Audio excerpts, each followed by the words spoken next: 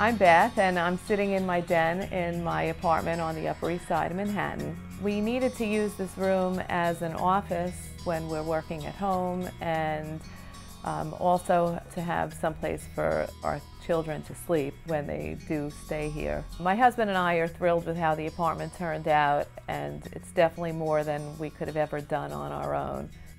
Thank God we hired a designer.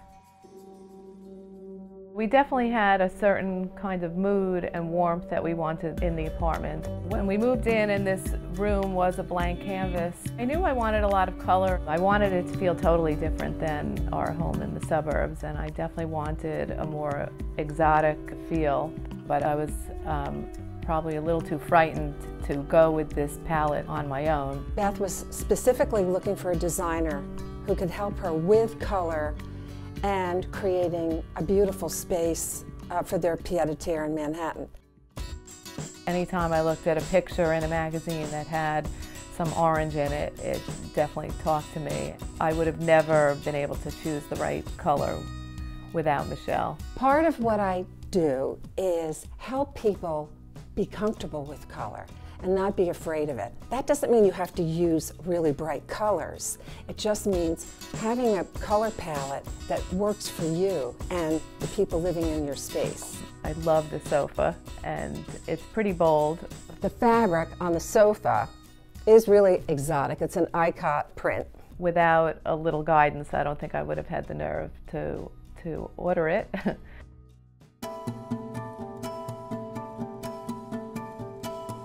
Coming from a home in the suburbs where there's a lot more space than in New York, it was much more of a challenge to utilize all the space as wisely as we could. I wanted to keep the room flowing.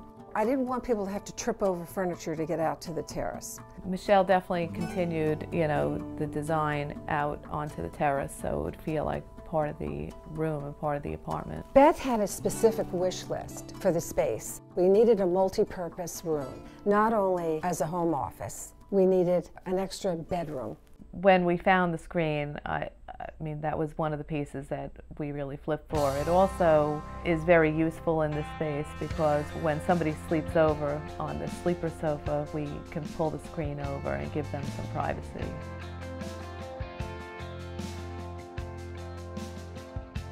Some of the pieces were things that we already owned. She was really willing to work with us in terms of not over designing. When we got to accessorizing, I didn't want it to be, oh, well, let's go out and buy things.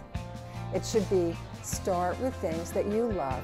You have to edit when you do accessories. The rooster that's on there was my grandmother's, and it's not a particularly valuable piece, but it just reminds me of her. Definitely some old family pictures and some pieces that we've bought when we've been away. It was great that Michelle laid out the room so that the desk is in front of the window with the view that's really important to us. Over time, Michelle and I have developed a sense of trust. I've used her now for some other projects. It's very helpful when you're busy to have somebody that you feel can filter through a lot of the things that are out there.